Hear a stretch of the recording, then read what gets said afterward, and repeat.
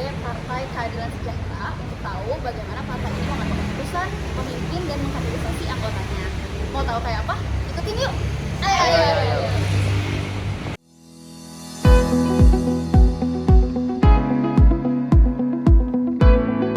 Lintas Pasundan, Administrasi Publik. Kami ada mata kuliah Kepemimpinan dan Pengambilan Keputusan. Tugasnya adalah untuk turun langsung ke partai untuk mewawancarai bagaimana partai mengkaderisasi, mengambil keputusan, dan memimpin anggotanya. Jadi nanti pertanyaan kami pun seputar itu aja sih. Ya. Di wawancara ini saya berharap kita dapat jawaban-jawaban dari pertanyaan-pertanyaan kita aja sih Pak, tentang bagaimana PKS mengkaderisasi anggota dan dengan ciri khasnya PKS tuh seperti apa. Baik, langsung aja ke pertanyaannya Pak.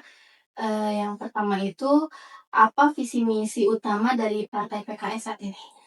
Ya, tentu PKS adalah dalam visi misinya adalah menjadi partai rahmatan lil alamin yang memberikan terkait dengan kebermanfaatan bagi masyarakat di Indonesia. Nah, visi misi ini tentu adalah PKS ini tidak serta-merta langsung menjadi partai politik. Kalau misalnya teman-teman lihat kan misalnya ada partai politik yang berbasis pada figur kan. Misalnya contoh ada PDIP, oh ini adalah terahnya Soekarno. Ada lagi Gerindra, oh ini didirikan oleh Prabowo. Ada lagi misalnya Demokrat, oh itu didirikan oleh SBY. Nah, kalau teman-teman misalnya saya tanya, PKS itu siapa tokohnya yang teman-teman tahu? Siapa? Ada yang tahu tokoh-tokohnya? Hah? Ada? Nah, beda kan sama partai yang lain yang basis pada figuritas. Nah, PKS ini dibangun oleh yang disebut dengan kolektif kolegial. Jadi bukan berbasis pada tokoh, tapi berbasis pada apa yang menjadi ide besar terkait dengan bagaimana bangsa dan negara ke depannya. Makanya kelihatan figurnya tidak terlalu menonjol, tapi teman-teman bisa lihat bagaimana terkait dengan suara di Kota Bandung, kita adalah pemenang 3 kali, 2 kali berturut-turut. Kemudian kemarin wali kotanya itu adalah wali kotanya dari PKS, ya, namanya Mang Odet. Ada yang tahu Mang Odet? Nah, gitu kan beliau ya diwafatkan di hari Jumat juga. Dan juga kemudian juga di beberapa dan rata-rata adalah di kota-kota besar. Jadi kalau teman-teman lihat bahwa PKS ini adalah berbasis pada apa yang menjadi narasi dari partainya, bukan pada figuritas. Kenapa? Karena kalau kita berbasis pada figuritas, maka partai itu ditentukan oleh terkait dengan usia dari figur tersebut. Bahkan kita menjunjung tinggi terkait dengan apa yang menjadi ide cita-cita ke depan. Jadi bagaimana PKS punya misi menjadi partai Islam yang rahmatan lil alamin, yang kokoh dan terdepan dalam melayani rakyat dan negara kesatuan Republik Indonesia. Gitu. Jadi supaya tidak lekang oleh waktu ya Pak? Ya, gitu. Karena nggak berpatok pada umur Nah, gitu. figurnya. Karena tidak berpatok pada usia gitu.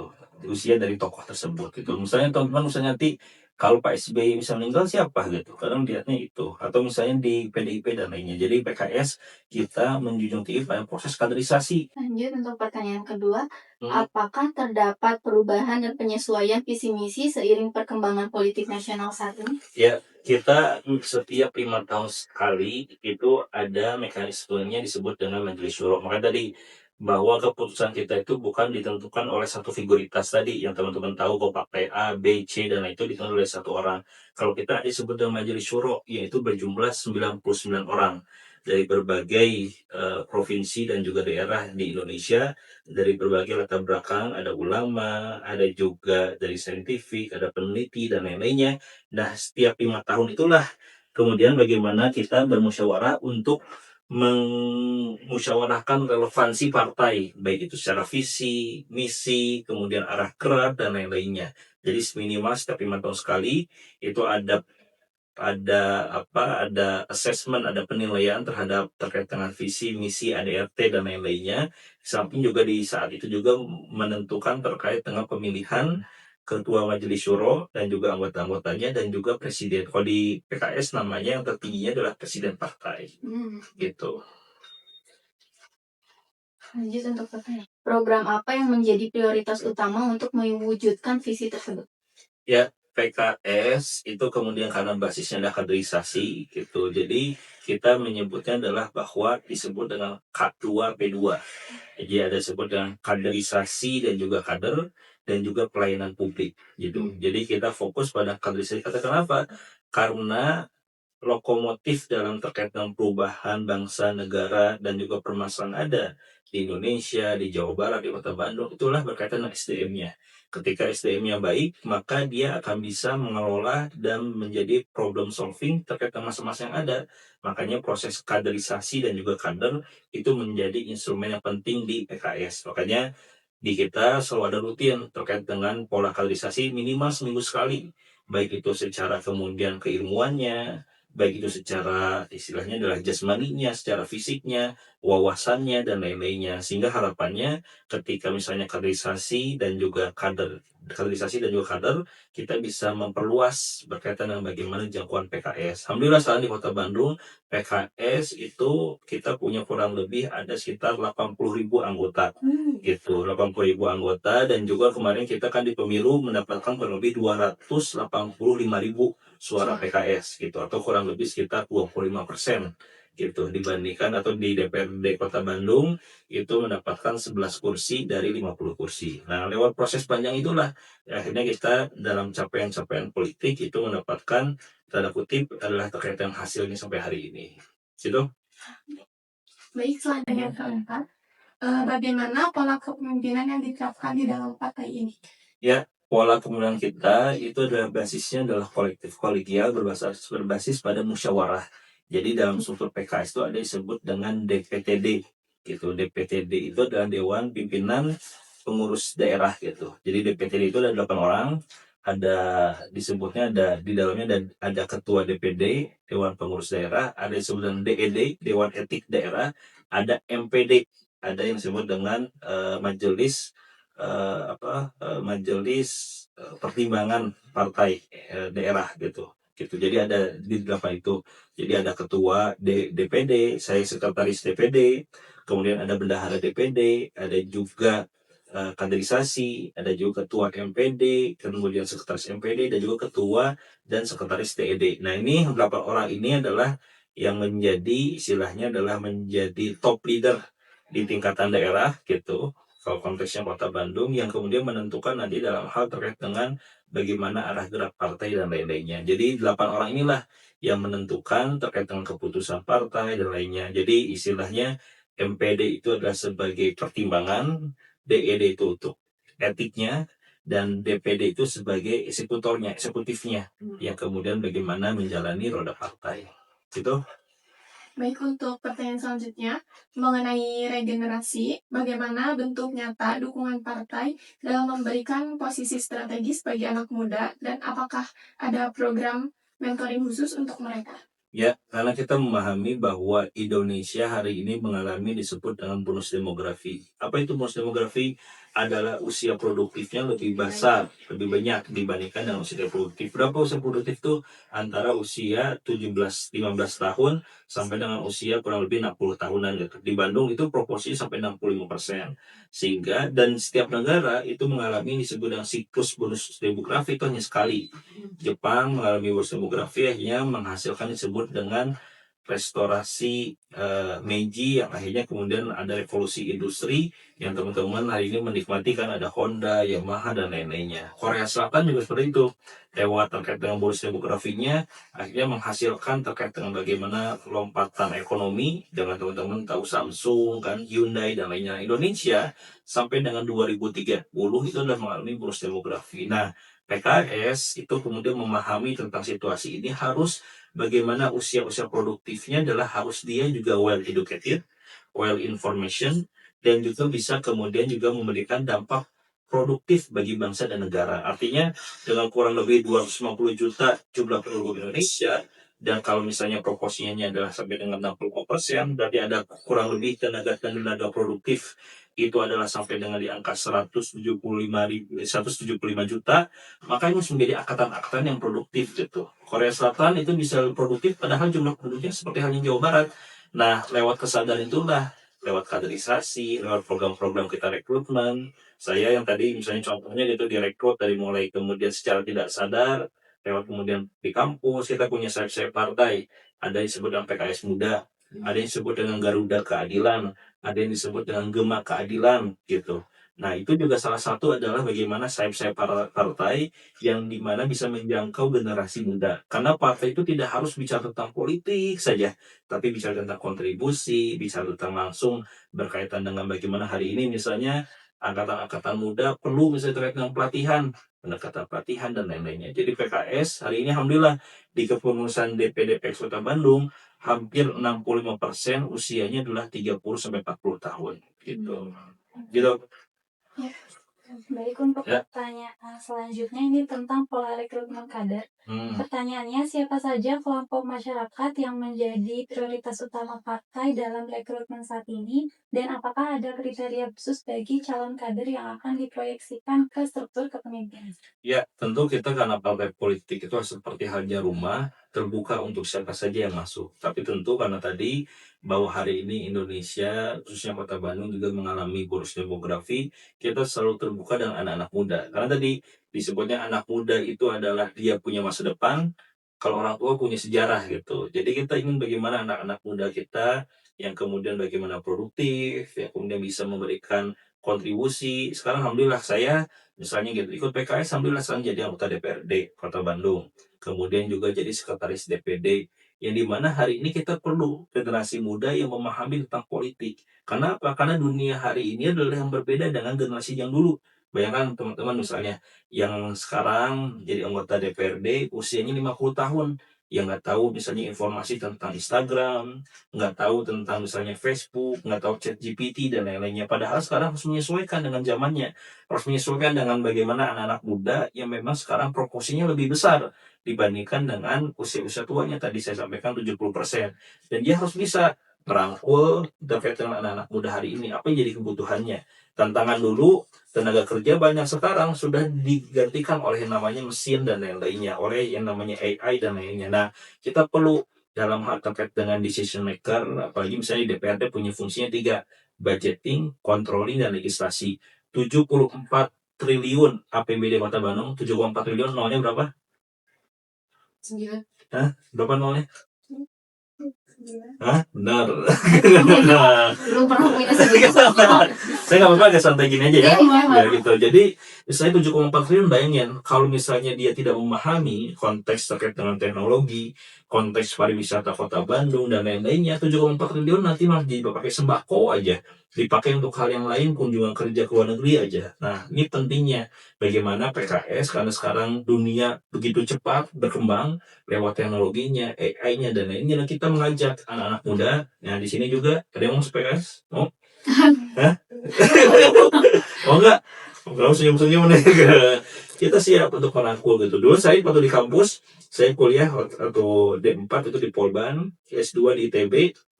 Saya dulu aktif di namanya KAMI, Kesatuan Aksi Mahasiswa Muslim Indonesia. Itu adalah organisasi kampus. Itu bagian juga yang kemudian bagaimana itu adalah bagian dari istilahnya adalah School of Leadership, sekolah-sekolah kepemimpinan. Nah, PKS juga tadi kita menciptakan apa yang disebut dengan School of Leadership. Kita ada menyiapkan sekolah kepemimpinan. Karena partai ini yang tadi saya sampaikan adalah dia punya penetrasi secara vertikal. Bisa menjadi calon menteri, bisa juga kemudian kepala daerah gitu, bisa juga kemudian anggota dewan. Bayangkan anggota dewan jumlah kota kabupaten di Indonesia itu jumlahnya sekitar 583. Belum lagi bicara tentang DPR RI, belum lagi bicara tentang eh, wali kota dan bupati, belum bicara tentang gubernur dan lainnya. Nah, partai politik itu harus menjadi school of leadership tadi, bukan sebagai hanya menjadi event organizer saja gitu. Nah, rata-rata partai politik hari ini hanya menjadi IO saja gitu. Jadi siapa nih yang mau menjadi calon anggota dewan? Siapa nih yang menjadi bupati? Siapa nih yang menjadi wali kota? Siapa menjadi gubernur? Hanya membuka pendaftaran, selesai. Tidak ada proses kaderisasinya. Di PKS, saya yang kemudian dari kampus, kemudian berpendidikan, akhirnya menjadi dewan, itulah yang pentingnya. Sehingga ada nilai-nilai ideologis, ada nilai-nilai dasar perjuangan partai yang itu memang mau diterjemahkan dalam konteks nanti ketika dia jadi dewan, jadi eksekutif, jadi wali kota, bupati, jadi presiden bahkan, kemudian dia punya dasar perjuangan yang jelas dalam menentukan arah dari dari kota, kabupaten, provinsi maupun dari konteks negara. Gitu. Untuk pertanyaan terakhir, strategi khusus apa yang diterapkan partai dalam mendekati serta menjaring minat kalangan mahasiswa dan generasi Gen Z agar mau terlibat dalam Gerbong Perjuangan Partai. Nah, memang kan hari ini coba saya tanya ke teman-teman konotasi terhadap politik itu apa sih? Coba. Sejujurnya di saya agak negatif ya, Nah, sampai apa? kayak 3 kata aja misalnya. Apa politik itu? Konotasinya. Negatifnya apa? licik, Terus? kepentingan pribadi, Ya. kepentingan kelompok. Nah, terus tadi dari Anandita. Terus apa? Coba. Apa? Persepsi dan politik ini kan fakultasnya ilmu politik kan? Coba. Iya. Persepsi dan politik apa? Kalau dari aku, licik sih ya, dari pandangan aku sendiri, licik. Terus yang kedua tuh lebih mementingkan dirinya sendiri gitu dibanding sama yang lainnya. Udah itu cukup. Coba apa? Kalau dari saya juga mungkin sama ya Pak, licik. Lalu menurut saya juga politik tuh mungkin banyak bohongnya gitu ke publik gitu. Coba apa? Egois, Terus? ya licik. Ini pernah dilicikin atau gimana? Oh, jadi licik. Iya kan, rata-rata teman-teman pasti persepsinya negatif kan? Iya. Nah, rata-rata usianya berapa ini? 30 tahun? Oh, lihat kamu Berapa? 20 20. ya semuanya gitu kan. Persepsi teman-teman kan jelek ya, gitu.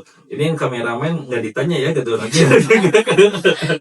Padahal pakai ini aja, pakai apa namanya? Iya, tripod Ya gitu biar bisa partisipasi. Jadi kan teman juga persepsi kan jelek ya tanda politik. Saya juga dulu gitu juga. Apa sih partai politik? Tapi coba bayangkan teman-teman hari ini bicara tentang banyak yang bermanfaat dalam konteks tadi ya saya sampaikan gitu, menentukan terkait dengan pendidikan gratis atau tidak, beasiswa LPDP yang kemarin viral kan, yang visa dan lain-lainnya, harga sembako, harga Indomie dan lain itu ditentukan oleh partai politik. Nah, kalau teman-teman kemudian menjauhi politik dan yang kemudian berada di dalam politik adalah orang-orang yang persepsinya teman-teman, makanya politik itu seperti itu gitu. Tapi ketika kita punya niat baik, punya kemudian nurani untuk memperbaiki dan lain-lainnya, dan politik itu berubah gitu. Nah, begitupun konteksnya kita gitu.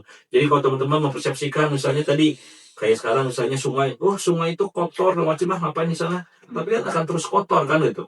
Muncullah sekarang yang disebut dengan Pandawa 5. Tahu Pandawa 5 kan? Dia berani kotor, berani terjun ke sungai, berani buat informasi barang-barang yuk kita perbaiki dan lainnya. Kan akhirnya kan sungai yang beberapa di kota kabupaten kotor dan lain-lainnya karena barang-barang terjun ke sungai tersebut, mulai kemudian dikelola terkait dengan sampahnya, buat edukasinya dan lainnya. Akhirnya sungai yang begitu kotor persepsi kita tidak akan bisa bersih. Akhirnya karena kemudian berani kotor, karena berani kotor itu baik, itu akhirnya kan jadi bersih. Dan begitulah dalam konteks politik. Jadi teman-teman semuanya tadi bahwa dalam konteks politik, kalau kita terus mempersepsikan terkait dengan itu adalah dan tanda kutip adalah kotor dan kita akan menjauhi dan ya seperti halnya gelas itu kalau misalnya diisi air putih dia akan bersih, tapi kalau diisinya comberan dia akan jadi comberan gitu. Kalau isinya air susu dan lain-lainnya. Maka kita ingin memberikan edukasi ke generasi muda. Sekarang ini adalah zamannya kalian gitu. Ini adalah generasinya kita gitu. Kita keluar aja kali. Karena ini adalah generasinya kita. Kita harus bisa berkontribusi di beberapa negara. Itu adalah yang menjadi pemimpinnya adalah anak muda. Misalnya di Prancis ada Emmanuel Macron. Belum lagi misalnya di beberapa negara juga itu adalah pada generasi muda gitu. Nah, jangan sampai generasi muda hari ini karena kemudian tidak melek politik, tidak kemudian berpartisipasi politik, akhirnya apa? Dia dipimpin oleh orang tua dan tutip yang kemudian dia tidak tahu apa sih keinginan anak muda tuh. Oh, anak muda tuh inginnya seperti ini. Oh, ini seperti ini gitu. Akhirnya apa? Akhirnya tidak nyambung gitu dalam konteks terkait dengan arah keberjalanan pembangunan bangsa dan lain-lainnya. Oleh karena itu di PKS kita selalu membuat terkait dengan namanya adalah pendidikan politik gitu. Jadi pendidikan politik bagi anak muda di sini terbuka, kita namanya dari disebut dengan TOP. Itu setiap 3 bulan sekali namanya training orientasi partai. Itu adalah pintu masuk untuk siapapun, mau kemudian mahasiswa, pemuda, ketua RW, RT, kemudian tokoh maupun tidak tokoh, untuk kalau ingin tahu lebih dalam tentang PKS, kita disiapkan. Karena kita punya struktur partai. Jadi ada tingkatnya, kalau di Kota Bandung ada DPD, tingkatannya adalah tingkatan kota. Ada tingkatannya kecamatan, namanya adalah DPC. Ada tingkatan ranting, itu adalah tingkatan kelurahan. Gitu. Jadi kita punya, alhamdulillah PKS hari ini itu ada di 30 kecamatan, di seluruh kecamatan di Kota Bandung, ada di 151 kelurahan, dan alhamdulillah dari 1.568 RW Di Kota Bandung kita ada di 60%-nya. Berarti kurang lebih ada sekitar di 850 RW kita ada perwakilan-perwakilan yang ingin kemudian ingin tahu tentang PKS itu apa dan lain-lainnya. Gitu ya. Aku ada tambahan Boleh. Kak, di bulan puasa ini dengan branding PKS yang Islamiyah ya.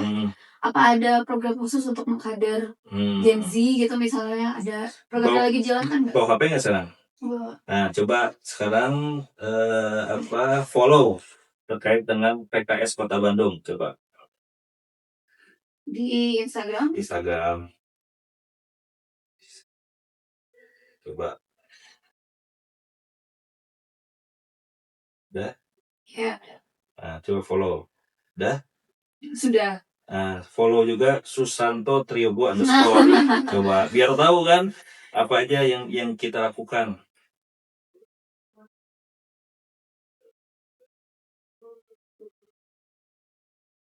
Ada apa memang Pak di bulan Ramadan ini? Nah, jadi kita itu kebanyakan partai politik ada mana yang udah follow dicek nih. Tatterstots ini memang anak muda dan anak sekarang tuh pakainya Tatterstots siapa? Saya. Oh, mana yang lainnya belum follow? Hah? Coba Susanto Triogo satuin _ yang belum follow nggak boleh pulang nanti dikerap. Wah.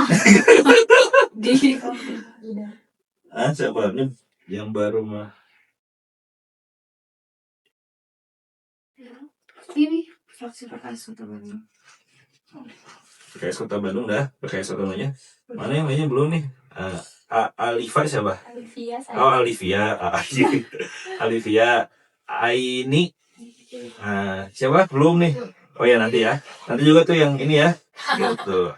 Ya nanti follow supaya tahu tentang terkait dengan aktivitas terkait dengan di PKS Kota Bandung. Kita terbuka. Kita ada di fraksi juga. Ada yang magang juga di Unpas ada, kemudian di UIN juga ada. Teman-teman misalnya punya cita-cita untuk jadi cita-citanya apa? Masuk Fakultas Ilmu Sosial dan Politik, ceritanya apa? Saya di Pendidikan Bisa Publik untuk kerja di pemerintahan aja sih Pak. Pendidikan apa?